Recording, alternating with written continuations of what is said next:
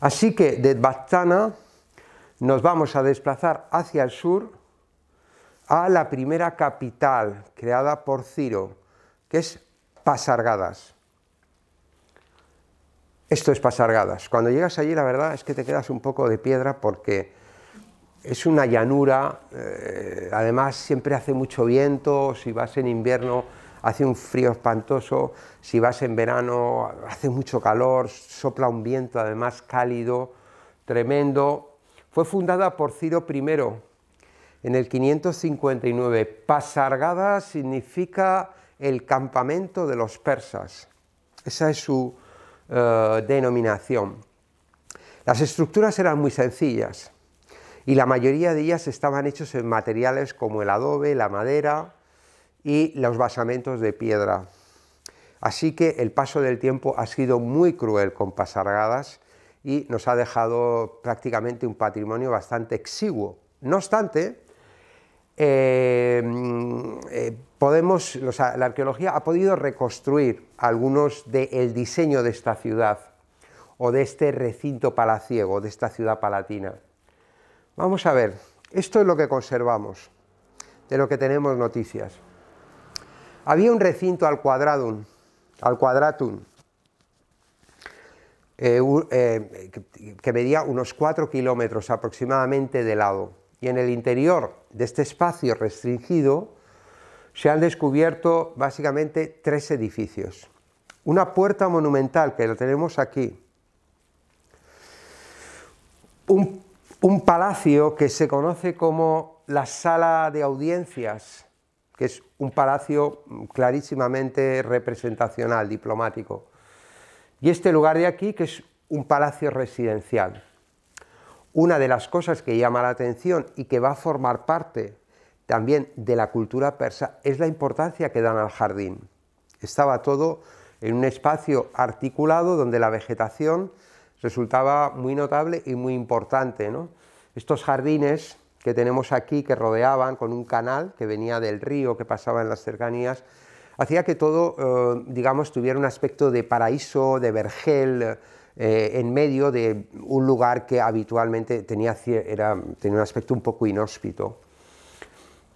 El río, donde está, en la llanura, se llama la llanura de Pulgar, que es el nombre del río donde se instala esta ciudad. ¿Habéis estado? Tú sí, ¿no? En Pasargadas, muy bien. Así que aquí tenemos las plantas de estos edificios, que son importantes porque en realidad este modelo se va a ir transportando a las otras ciudades palaciegas de los persas.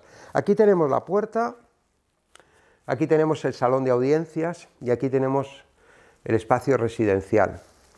La puerta que tenemos aquí, que es una puerta entre torres, lo veis, un espacio cuadrado con 4 torres en las esquinas y una habitación, bueno, aquí veis que aparece otra, pero se conserva una pequeña habitación, posiblemente es un cuerpo de guardia.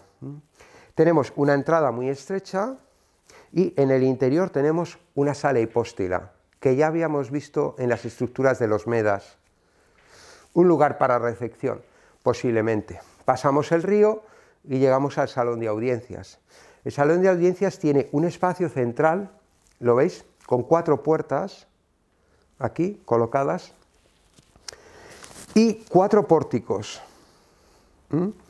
Estos pórticos dan al exterior, naturalmente. Este pórtico, que está más desarrollado, como veis, seguramente era el lugar de entrada de las delegaciones que llegaban por aquí, con unos porches en que tenían un determinado número de columnas, es el más largo. Luego tenemos la sala central, en la que tenemos 8 columnas que configuran un espacio con 3 naves y luego 3 pórticos. Uno que daba al este, otro que daba al norte y otro que daba al sur. Estos pórticos quizá eran de uso privado. Y en este lado de aquí tenemos 2 habitaciones.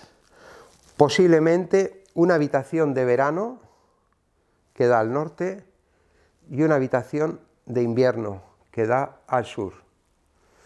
El resto, estos espacios, tanto aquí también en este, serían seguramente de usos múltiples, es decir, podían servir para muchas actividades, ¿no?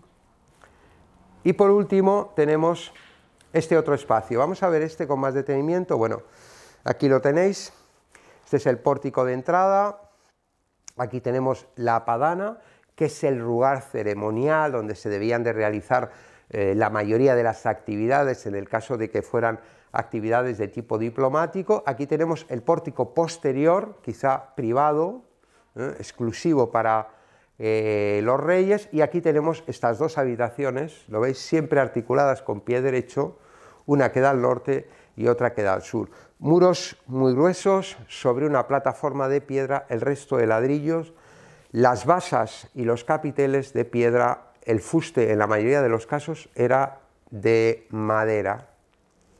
Aquí tenemos el mismo edificio, y este podía ser el aspecto de este lugar. Una plataforma con las escaleras, este pórtico de entrada, y esto que tenemos aquí sería la padana central. ¿Lo veis? Los pórticos a cada lado, y estas estructuras de aquí que cierran de alguna manera las esquinas, con grandes muros y pequeñas ventanas. Este sería... Ah, ¿tienes frío? Ah, muy bien. Y aquí lo tenemos, visto en la vista aérea, que como veis es un poco patético todo. Este sería el pórtico principal, la padana, la parte posterior y las habitaciones que hemos comentado antes. Entre los restos arqueológicos más notables que se ha encontrado este pilar que tenemos aquí, que este pilar no estaba aquí, sino que es uno de los pilares que estaba en la puerta de entrada, en la puerta monumental de entrada, y tiene este aspecto. Es un personaje, se llama el pilar del demonio, lo llaman el pilar del demonio, no sé muy bien por qué, la verdad. Y hay una inscripción que pone: yo, Ciro, el rey, el Aqueménida. Posiblemente sería una de las primeras cosas que te encontrabas justamente en la entrada. Para verlo con detenimiento tenemos este aspecto. Es muy interesante porque nos habla de cómo la concepción del imperio, la concepción política del imperio tiene que ver con la identidad cultural también de los persas. Los persas, si tienen una cosa, es que son bastante inteligentes, se dan cuenta de que no tienen la suficiente tradición cultural como para hacer una propuesta personal y definitiva y diferenciada. Así que deciden asumir y sintetizar las culturas que estaban vigentes sobre ese territorio, las que habían tenido más éxito. Así que se hacen con el patrimonio asirio, se hacen con el patrimonio babilonio y en muchos casos también se hacen con el patrimonio egipcio, y lo van formulando a su manera. En ese sentido es una cultura sincrética de transformación de las culturas que estaban sobre el territorio. Suele ocurrir con muchos fenómenos. Nosotros, por ejemplo, ahora que estoy pensando, en la península ibérica tenemos un ejemplo muy claro, ¿no?, de conquistas militares que se han hecho sobre el territorio y que los que llegan asumen la cultura de los que están, no la suya propia. Por ejemplo, eso nos pasó en el periodo medieval con este famoso grupo de los almorávides y los almohades. Gente berebere, pastores, guerreros, aguerridos, violentos, integristas de pensamiento religioso muy firme, que acabaron contaminándose por la cultura sofisticada, hiperelaborada de los omeya de Al-Ándalus. Así que en este caso ocurre lo mismo, ¿no? Entonces, ¿qué tenemos? Tenemos un vestido. Este vestido es el vestido habitual de los pueblos mesopotámicos, con este sayón que tenemos aquí, está sin pliegues, de momento no hay pliegues, luego irán apareciendo. Tenemos estas alas de los genios asirios, que eran muy frecuentes en los ortostatos.